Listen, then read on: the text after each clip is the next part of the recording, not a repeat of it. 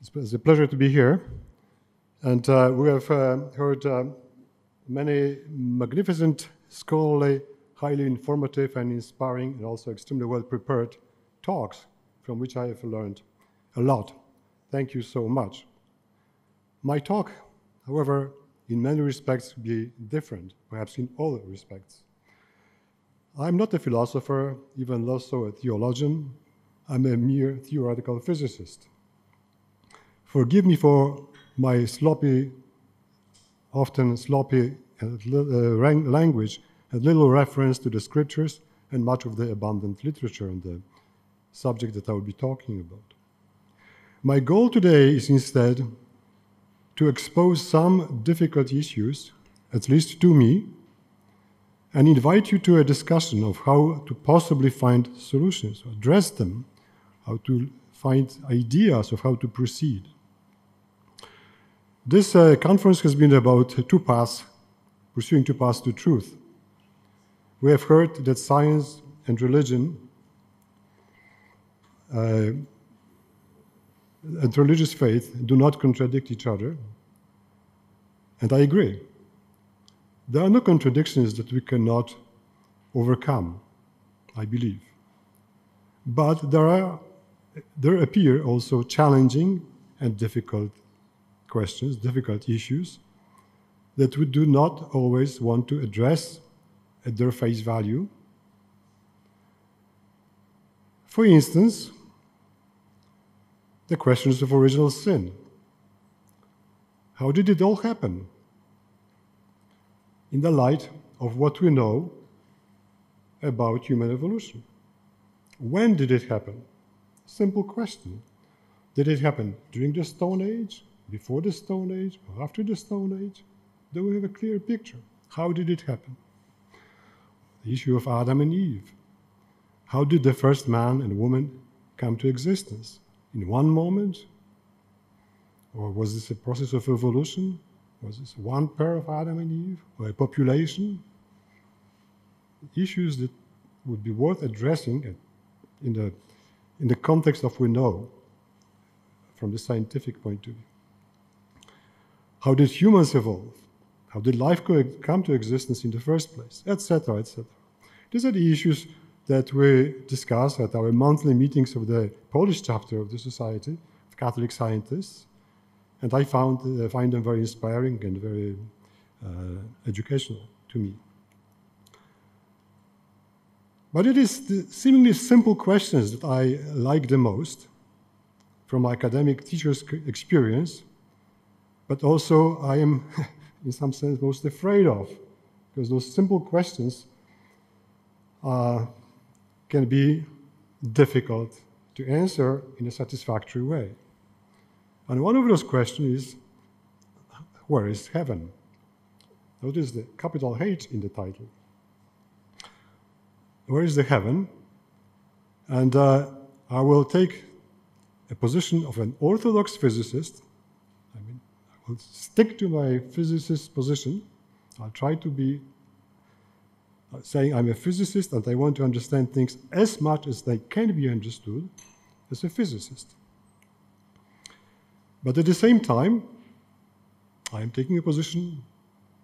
It's not taking a position. I want to be a faithful Christian who accepts the canons of faith. So, regarding the question that is in the title, but also other questions that will appear on the way, I'm afraid I will give you no answers. But at least, no satisfactory answers, at least to me. But at least we can clarify, for example, where heaven is not. What we can exclude as an answer. This would already make some progress to me. One of the benefits of the dialogue between science and religion is that scientific progress forces us to re-examine our understanding of our religious beliefs, even dogmas. Not questioning the dogmas, but questioning our understanding of the dogmas. And I think this is very beneficial. This is really good. So, coming back to the title of my talk. The question is, where is heaven? And looks like for a long time, most of history, the answer seemed to be obvious. By the way, I do not recommend that you go out to the street and make a poll asking people on the street, what do you think heaven is? Because you might be looked at. I also do not suggest that you go to Google search, as I did at some point, and type this question, where is heaven? There are zillions of answers, and from my quick glance at them, probably most of them, if not all, are completely useless. And the few ones that are probably interesting are just hidden in the deep blue sea of crap. So let me just first define what I mean by heaven. I mean place where God dwells. So it's a place where God is. And why do I say that? Because Jesus said, "Our Father who art in heaven." So you must have known. So where is heaven? As I said, for a long time, the answer seemed to be obvious. Heaven is up there. Many references in the scriptures that point to a place above. I'm showing here a beautiful painting of Ascension from the 15th century. It's one of the very, very many. It's interesting to see here. The apostles and present on the scene, watch up, Jesus going up, and they can see his feet. They do not see the rest of his body. That's a very interesting perspective.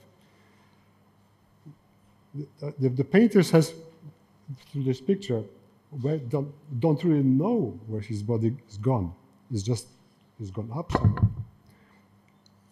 So as a place above, this notion of heaven being there, I think, survived for a long time. Also in other cultures and religions. Mount Olympus for the Greeks, Moses met God on a mountain, Abraham as well, and so on. But we know that at the same time, throughout history, the physical model of the world, of the universe, evolved, but for a long time was very simplistic from today's point of view. It was the model in which the Earth was at the center, and then there was a sphere of fixed stars, and beyond the sphere of fixed stars, there was presumably heaven, where all the machinery that was keeping the universe in motion, the visible universe in motion, was there, and that was probably where angels and God himself is. So the notion of this heaven being above even the sky. By the way, there is a sort of an amusing story of how St. Augustine speculated where God could possibly be. And he argued in one of his thinking in the Confessions that God could, as a spirit, could be sort of uniformly present everywhere in space.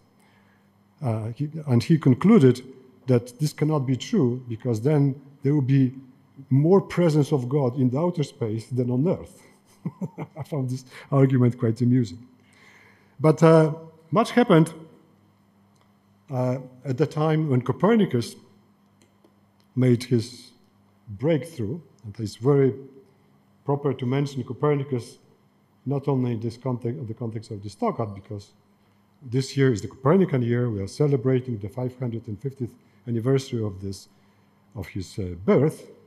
And there was a World Copernican Congress in February in Torun as well. And the picture of the universe started changing, but not even at that time as much as one would expect, because even Copernicus himself did not reject the idea, as far as I know, that there is the sphere of fixed stars. He had no tools, no arguments for that. But importantly, he remarked that the universe is much bigger than previously thought. That was already very, very important. But then with time, it became clear that there is simply no heaven behind the sphere of fixed stars. Progress brought by the great revolutions, first Newton, and then the 19th century development of physics, and then the great revolutions at the beginning of the 20th century, led us to realize that the universe can be not only much larger, but in fact infinite. Development of natural sciences brought growing tensions in physics, but also in biology, perhaps even more in some sense, because biological evolution came, as was discussed here yesterday, for example, brought more tensions.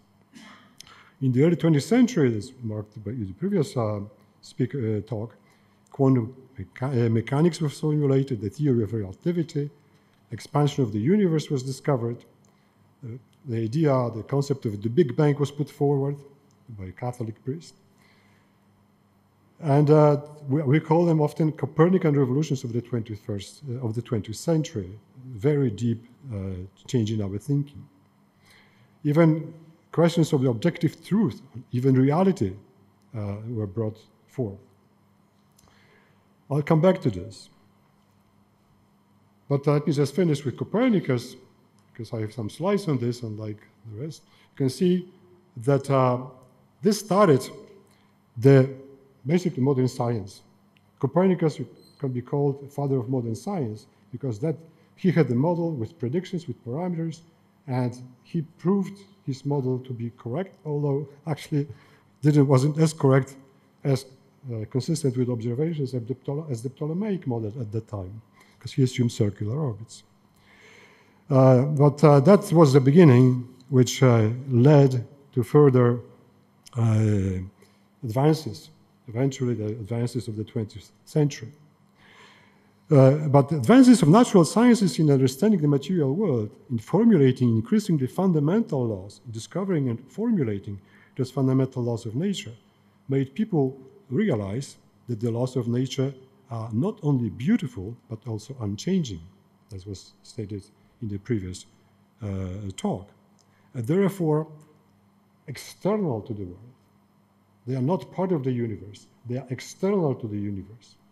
Very important statement, which I very much insist on repeating, because this is absolutely fundamental. Fundamental laws do not belong to the universe. They did not come to existence with the universe. They have not evolved with the universe. They are external to the universe. They are constant and unchanging and very beautiful. Let me just flash a few. First of all, these are these great revolutions that I mentioned about the quantum phenomena at the beginning of the 20th century, Einstein's formulation of the theory of special relativity first, discovering that mass is a form of energy, and then relating gravity to geometry of space-time, and then the Big Bang, against, by the way, scientific dogma.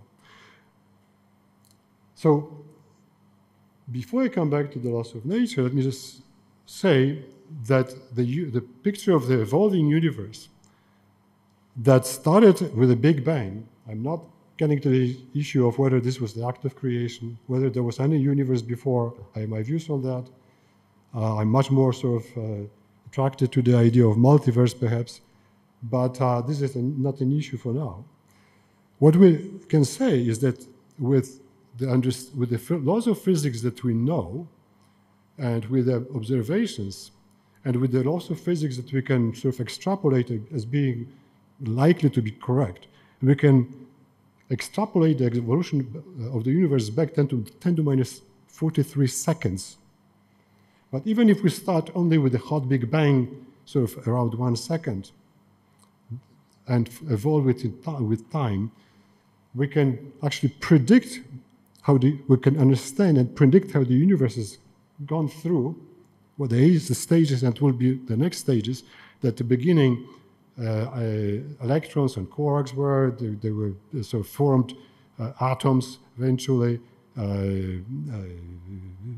stars, galaxies, solar systems, eventually life came to existence. We can extrapolate of how the universe will evolve basically forever, because it's an infinite universe.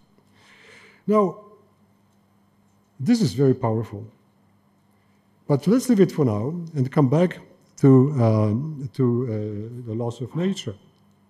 I am very much attracted, like Krzysztof Meister, to the idea that they are eternal, external to the universe, and that they come from this. Oops, by the way, before I go there,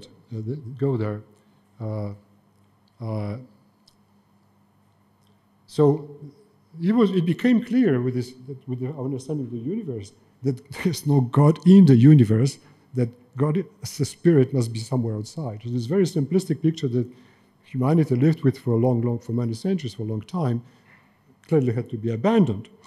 And the final proof was provided by Gagarin, right, who went to space as the first man ever, and he found no God there. Thanks God. Let's put it this way, that he didn't find God there, because God is a spirit. But laws of nature are profound. And I think I've already spoken about it. Let me just say that you can see how beautiful they are, because Einstein's equations of relativity that describe not only gravity, but how space-time, how the universe evolves, can be put in this very nice short equation. Quantum physics is all described by this equation. And EMC is a fantastically known, very popular equation, which is very profound. Now, back to the world of laws of nature, fundamental laws of nature. As I said, I'm very much attracted to this idea of Platonic approach, or Neoplatonic approach, that started with Plotin first, but then and others, but then St. Augustine developed it, and let me just flash it, because it's really worth emphasizing it. It's the world as a hierarchy of beings that emerge from the absolute, a perfect being, unknowable by reason, which is neither a spirit nor an idea, but a pure unity. That was Neoplatonism, to which St. Augustine added a very important Christian twist. So Plato would say that the vision of reality, or the division of reality into eternal, immaterial, and immutable world of ideas and the changing world of material objects in which man lives. St. Augustine reformulated this, the division of reality, into the material world that is temporary and the ideal external world, which is heaven. The creator of the world is the demiurge, according to Plato and pre-St. Augustine approaches. While St. Augustine just stated bluntly, the creator of the world is God. Man outside of the body possesses also the soul that is in everything similar to ideas, just like any material object possesses an idea as its pattern, said Plato and his followers. St. Augustine said the soul is immaterial and eternal, although it remains locked, in quotes, in a material body. So mathematical constructs, physical laws, in this respect can be viewed, I believe, as belonging to the external world of ideas. Ideas are immutable and eternal, and the prototype for all possible things, qualities, virtues, properties, and quantities, and quality.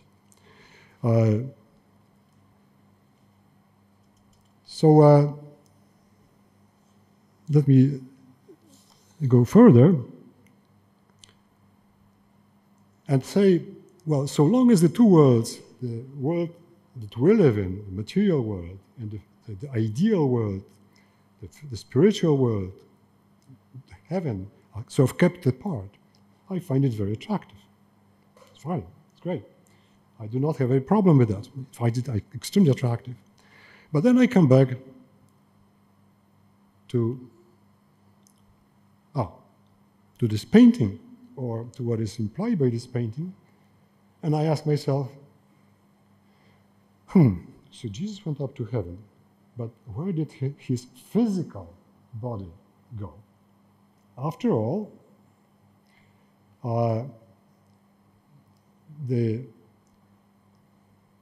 Jesus had after the resurrection, Jesus had a living human body.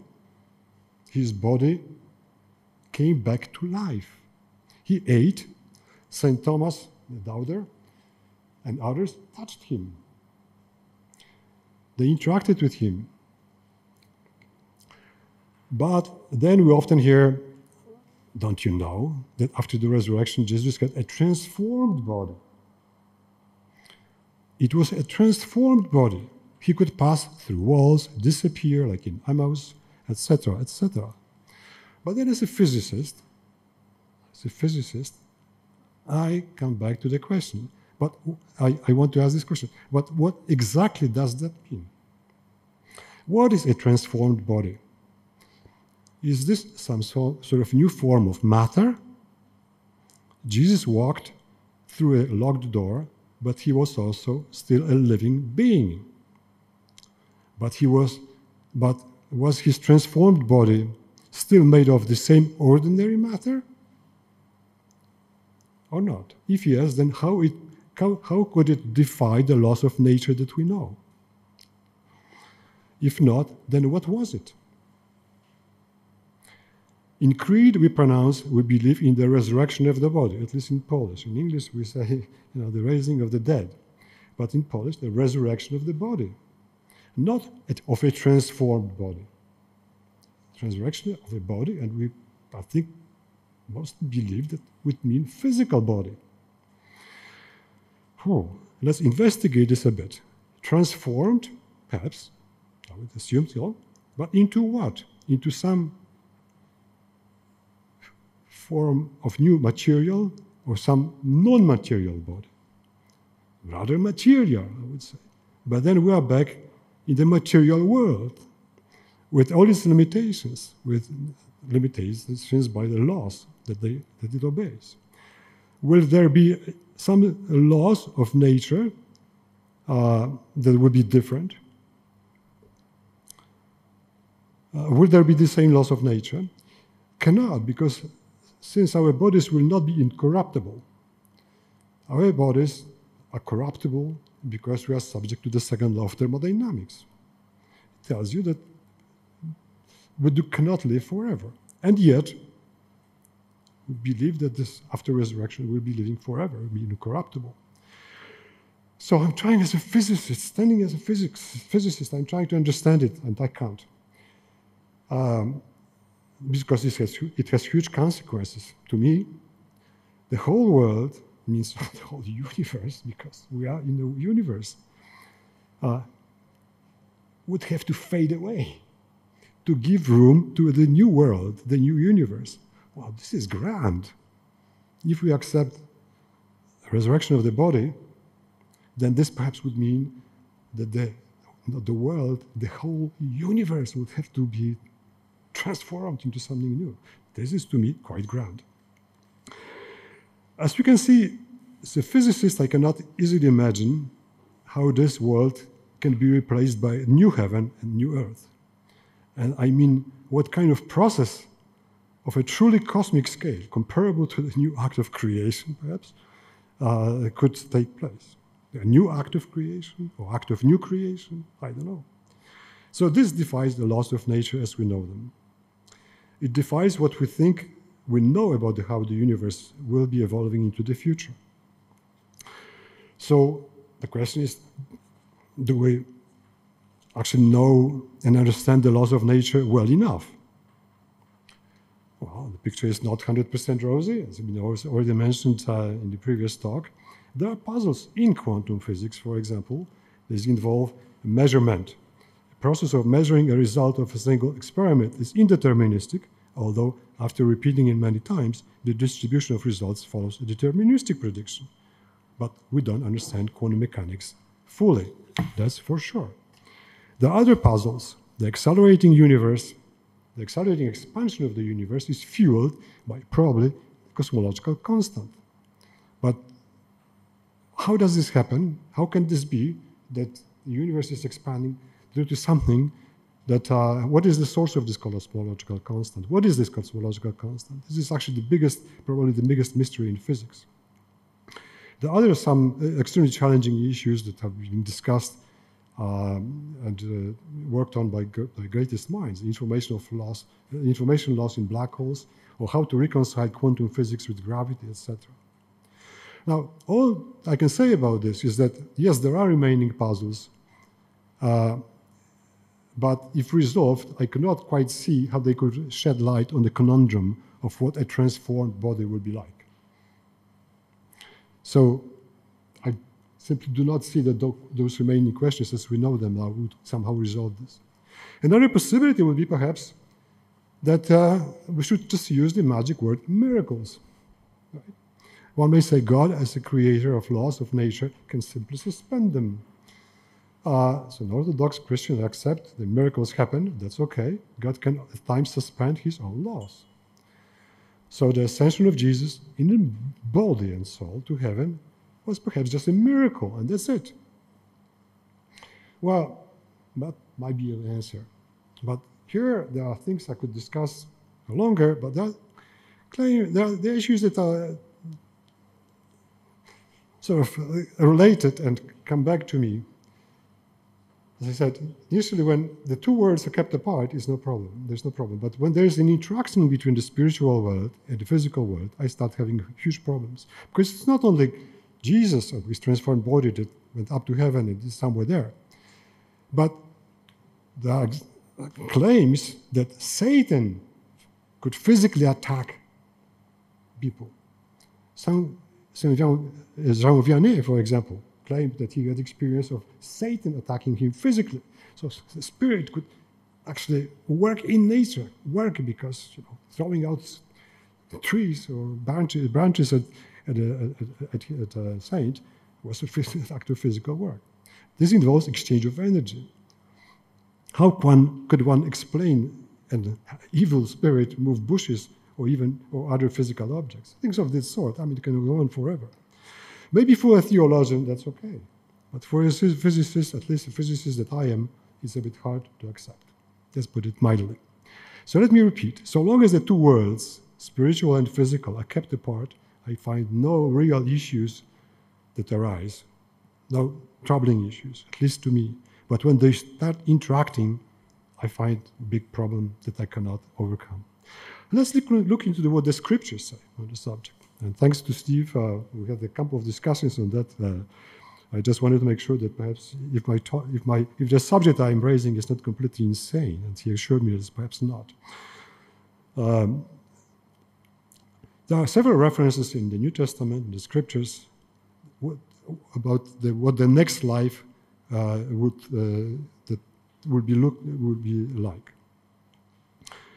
So in Corinthians, in the first letter to Corinthians 2:9, St. Paul says, however, as it is written, what no eye has seen, what no ear has heard, and what no human mind has conceived, the things God has prepared for those who love him. And then further on, he says, but let me reveal to you a wonderful secret. We will not all die, but we will all be transformed. But let me tell you something wonderful, a mystery I will probably never fully understand. St. Paul. We are not all going to die, but we are going all to be changed. I guess transformed.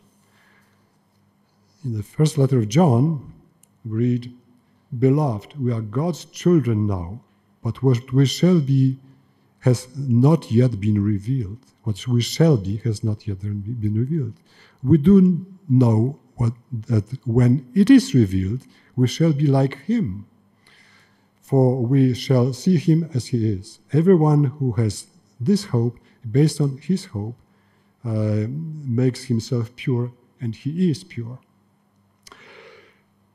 So there are references that they would be transformed, but we don't know into what and how it is going to be. It's a mystery. So maybe I'm asking for too much as a physicist, but at least I've tried. Now, okay, these are the quotes from the scriptures. Let me try to sort of wrap it up with a reference to our great Pope, John Paul II, whom I had the privilege to meet and briefly interact at the Science Center in Eritrea, where he met scientists. And I was by far the youngest member of the audience, by the way. And in May 1993, it is, you might remember, some of you, that's where that year he formally revoked the condemnation of Galileo by the church. So of course the media focused on that aspect and said, finally, 500 years later. But he also spoke about science and faith. And he said, don't remember exactly what he said at that time, but he repeated it in many places. He said, science, both science and religion, are faith from God, are gifts from God. And the science and faith are as if the two wings on which the human soul rises to contemplate truth. That's what we are trying to do at this conference. But then he said, I'm not quoting him exactly, but the meaning is very clear, is the same. If at times tension arises between a scientific explanation and a theological one, this tension cannot be at the fundamental level. It may take a long time, but eventually it will be resolved. And this is because he firmly believed that, so it says here, since science and religion, or science and faith, and reason and faith are both gifts of God, there cannot possibly be a fundamental contradiction between them and between their findings. So in Fides and Ratio, he wrote, there is therefore no reason for the rivalry between reason and faith. These realities are mutually impenetrating, and each has its own space in which to realize itself. And one of the benefits of the dialogue between science and religion is that scientific progress forces us to re-examine our understanding of our religious beliefs, even dogmas, or at least some notions like transformed body. What is this? Can we understand this? Or perhaps not. But this is good, ultimately. It also forces us to re-examine passages from the scriptures, as I mentioned earlier. The new heaven and the new earth may be more than just a poetic allegory. But as a physicist, I must conclude something is still missing. Something is missing. I tried as much as I can to sort of follow the physicist's path, concluded that I cannot really answer from the physics point of view, where is the physical body of Jesus now? Maybe the question is meaningless. Or will our transformed bodies be like? What will there be like? Relative to the present world as we know it and understand it, we cannot understand it. We cannot really fully understand this question. But all I can conclude is that after the resurrection, with our transformed bodies, we will not live in the present world, actually universe, that's big. Will there be a new earth and the new heaven like? What will it be like? How will they come into existence? Through a cosmic cataclysm or some sort? I simply don't know. But I know that something is missing in the puzzle.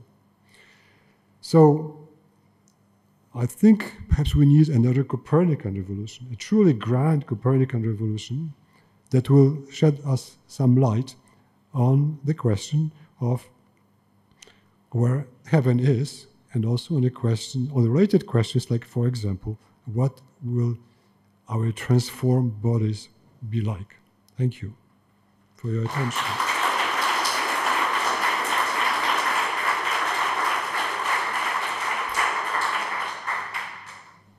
So now the time for questions. Please come.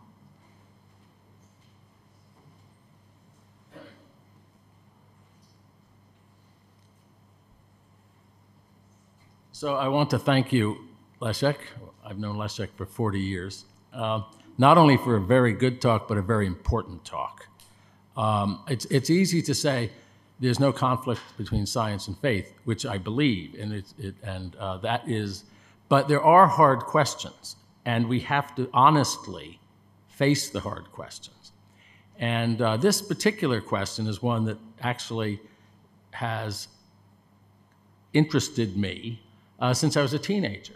This was actually probably the biggest question for me, the resurrection of the body in particular. Since I've been a teenager, I've thought about it for many decades. And I developed some ideas which I found helpful to myself, but I was worried that they might be a little too radical and perhaps not orthodox, fully orthodox. And so I never wrote anything about them. I thought maybe I was pushing the envelope, as they say, too much. Maybe I was, to use a baseball analogy, in foul territory. I was outside the lines of orthodoxy. And then I read part of, I was busy, so I didn't finish the book at the time, but I'd read about 2/3 of Joseph Ratzinger's, the future Pope Benedict's book, Eschatology. And I discovered that some of my ideas that I thought were radical and was afraid to say anything publicly about are actually in his book. And so that gave me some confidence. And so I wrote an article, actually. I needed an article for our website of the Society of Catholic Scientists. I'm going to plug my article. If you go back and look at the May article of 2022 on the Society of Catholic Scientists website, I have an article whose title is Science and Heaven. And I wrote the article. I was still I sent it to some theologians to make sure it was not unorthodox in any respect. I had to modify some things. And then after I wrote the article, I went back and finished Ratzinger's book. And I found that actually even more of the ideas that I thought, that I had not heard from anyone, that I thought were too radical perhaps, were in his book.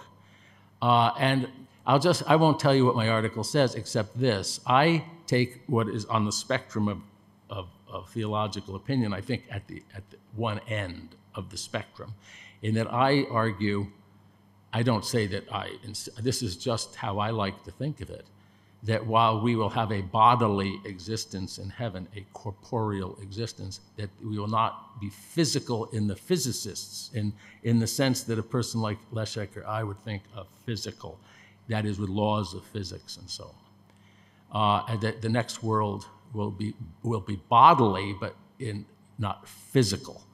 And I noticed that Ratzinger, in the afterword of his book, wrote that one of the main points he wanted to make in his book, Eschatology, one of the main goals of the book was to warn against an excessively physicalist picture of the resurrection. And so this Pope Benedict, who many people think of as some kind of old fuddy-duddy, he is actually quite a bold thinker. And anyway, so I'm recommending my article, but I also want to say I think this is what the Society of Catholic Scientists is all about. We're here to think about these really. This is probably one of the hardest questions, and it's to think about these questions is one of the reasons that we exist. And so I want to thank Leszek for. Thank you, Steve.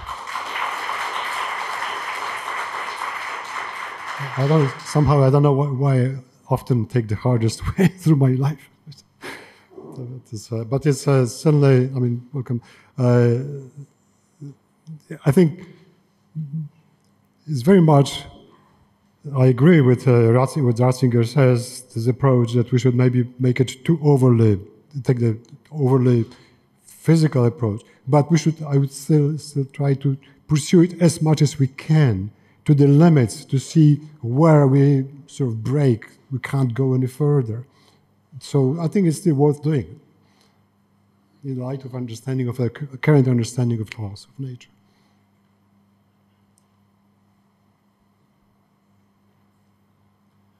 Well, I have a very simple question. But first I have to start that I'm a simple engineer from AGH, University of Science and Technology. So for me, it's a pleasure to be here and to listen to your lecture, because starting with the title, where is heaven? As engineer, I would say, I don't know. So basically you answered this question in 20 minutes. And it was very interesting, so thank you very much. But isn't it actually, connecting to the previous lecture by Professor Meissner, that we are trying to say anything about things outside our system using only notions from within the system? So it's inherently impossible. Aren't we like larvae discussing how to be a butterfly? Well, you know, I think it's been already discussed during and after the previous talk that we cannot have a hard proof, we cannot have a scientific proof, but we can have strong rational arguments to believe, I think very strong rational arguments to believe that the material world is not enough, as referred to to a James Bond movie. The world is not enough. The material world is not enough. It's clearly not enough. Take number two. First number comes to my mind. What is number two? Is this material object or non-material object? Certainly non-material, because it doesn't weigh, it doesn't carry energy. So, but then what is it? Right? So you can just extrapolate the laws of nature. Are they material or non-material? They cannot be material, because then they would obey the laws of themselves, right? So they are external. So questions of the sort that Krzysztof talked about at length, and also others before, lead me to a very deep conviction that there is this other world, the world that is non-material. We call it spiritual, or the world of ideas. That's secondary issue in some sense, but there's this Platonic division into the world of ideas and the world that is material. What we observe, and what progress in physics in particular, but in science, but in particular in physics, I insist, is done, is leading me deeper and deeper into, not only me, but us, into this conviction that the laws of nature are fundamental, are external. The universe has evolved according to external laws. The laws have not evolved with this universe, have not changed with the universe. The universe is subject to external laws. So those deep arguments lead me to conviction that I have no mathematical, no physical proof that I could repeat experiment. But it's just the most sensible thing to do is to assume that there is external world, which is the world that is non-material. I'm not sure if I've been convincing, but I'm convinced. And not only me.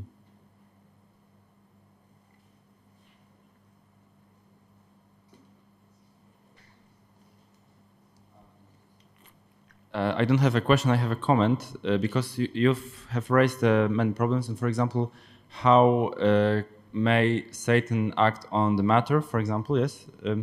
And I think, and I can maybe some recommend, because in neuroscience and in philosophy of mind, philosophy of action, there is even problem how our beliefs or our consciousness can act on matter. So I think that we can try to unravel this question not from that notions of Satan, angels, but there's also big problems with that. It is called folk psychology, folk concepts of our own actions and our own impact on the material world. So I think that it's good to start from ourselves, and I'm very happy to the next lecture about that, because about neuroscience. So that's my comment on that. No, it's fine. Yeah, thanks for this comment. I believe that God, because we believe we have souls, spiritual beings, God, saints, also not so saintly creatures out there, can act on our soul, through our soul, on our acting. That's fine. It's just the external acting by those souls on material world without our consciousness. That's what I find difficult to understand.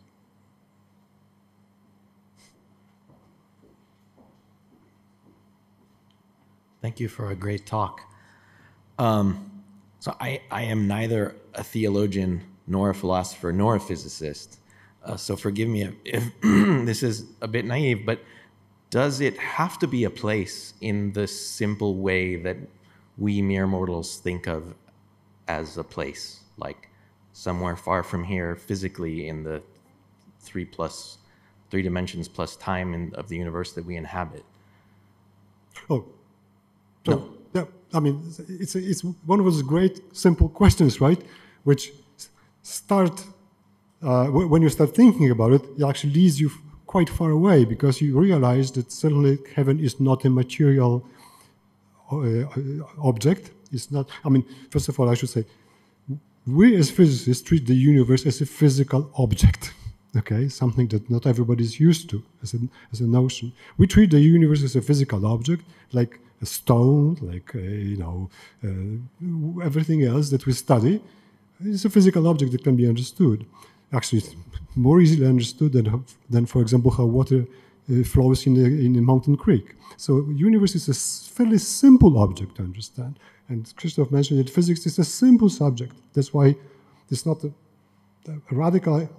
It may sound radical, but it was actually Feynman, a Nobel Prize winner, who said it some time ago. Physics has made such fantastic progress because it's so simple compared to biology, for example. But it's a playground for ideas that lead us far. We realize that there has to be a non-material world. Then the question is, where is it? Is it outside of the physical world? And I very much reject this thinking of the universe being somewhere and then being the spiritual world being out somewhere else. It's a non-material world which we simply cannot place in terms of our physical thinking. Christoph alluded, if I understood it correctly, to the idea that there is the world of ideas, like in mathematics there is a form, and then there is its representation, concrete representation, matrix, something, 4 by 4, 3 by 5.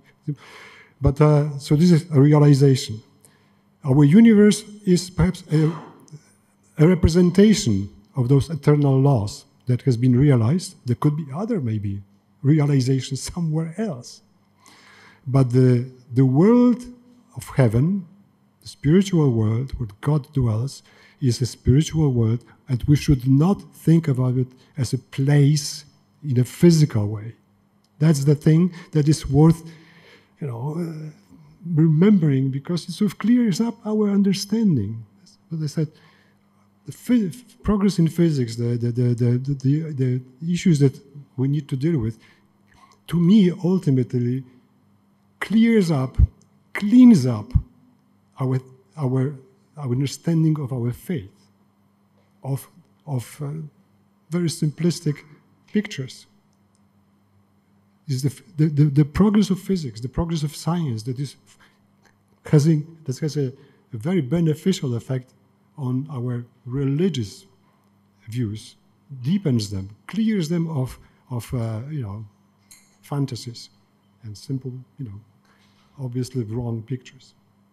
throughout the history. So I don't know if I've answered your question. No, I think so. And so just one addendum to the question is it compatible or with the ideas in physics to think that the three-dimensional space that we inhabit is maybe some sort of this is very naive, but like an orthogonal projection of a higher dimensional space onto 3 dimensions, and so that there's something that isn't somewhere else, it's just right here.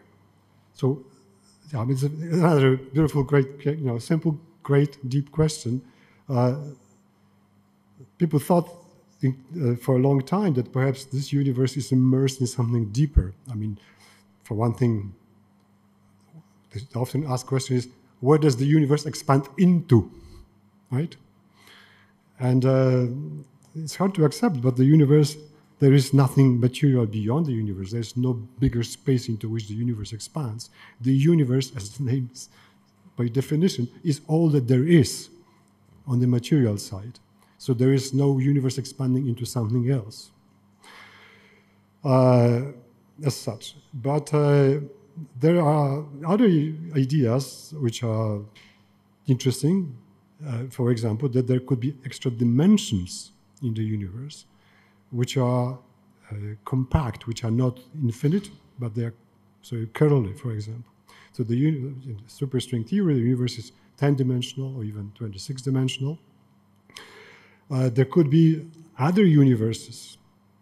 It means other domains in this bigger space, which could be and our universe could be one of the many, perhaps even zillions of universes, the multiverse picture. This is a subject in itself. I find it, I would say, I would not reject it as offhand. I would say there are some attractive features to it, although maybe unprovable. You cannot prove them. So the world that we know may not be enough. There might, ultimately, we may come to a conclusion that perhaps there are many other universes around. There could perhaps one could even fantasize about some sort of tunneling, quantum tunneling among those universes. But this is a complete fantasy, right, to me, scientific fantasy, but ideas that eventually perhaps can be developed into something more interesting. I don't know. We don't know. I certainly don't. I certainly don't. No. But the ideas, and this is great. Eventually, maybe perhaps 2 generations from now, 100 generations from now, somebody will come to some more deeper understanding. What I find very encouraging is with the 100 years of learning about the universe from the beginning of the 20th century. 100 years ago, at the beginning of the 20th century, people thought that there was one galaxy, our Milky Way, and that was it. How much more do we know about the whole universe and beyond 100 years later, right? So maybe let's wait long enough and there will be answers, satisfactory answers, perhaps scientific answers to those questions, deep questions, and new questions will eventually be found. Eventually will merge science and religion, hopefully, to the same conclusion. There's only one truth. Thank you.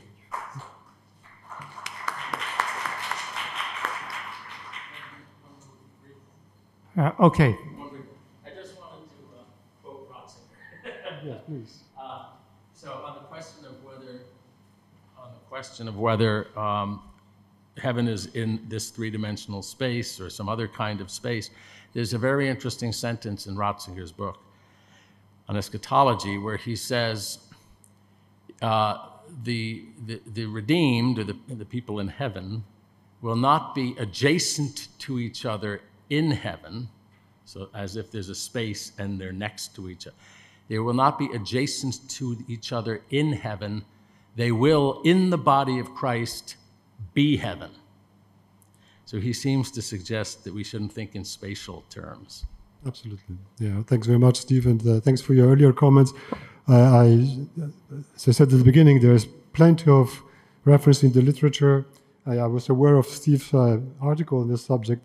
Steve, I must admit, I didn't read it because I didn't want to be influenced by your thinking. I wanted to sort of try to go my own path as long as I could, even to the point of risking that I would talk heresies. Okay. And of course, I very much admire Ratzinger and St. Thomas. There was still one question. I hope it will be short, and especially the answer will be short. Yes, thank you. I know we are out of time, so just maybe short comment or short question. So again, thank you for the very nice talk. And okay, but I would like to ask if what I'm thinking as a conclusion is it right. So I think that we can say that physics is helpless or useless in the answering of this question. Obviously, physics would help us maybe to put the proper questions, but the physics, as I understand, would not give us the answer. Yes. So this is my thinking. Is it correct, or you think we can try to find part of the answer from the physics itself? So the short answer to your question whether physics is helpless or hopeless is no. It's not helpless or hopeless, even if it does not provide a final answer, and I do not even see how it can provide a final answer. But it at least it tells us what the answer is not, cannot possibly be. It also tells us, it also clears us from fantasies, from naive pictures. It forces us, on the theological side, to be more, to go further. Do not conclude, oh, it's just, don't you know, it's a transformed body, right? Fine, good. But what does this mean? The same electrons, the same protons, or transformed electrons? Transformed protons, but transformed into what? What does this all mean? So asking those simple questions like that is forcing you to think deeper, even if you do not ever get to a final conclusion, but at least forcing you. Right? I think that physics already answered several possible places for heaven, like in the clouds, on Olymp, behind the stars. So we have to think differently, okay? So thank you very much for your talk. And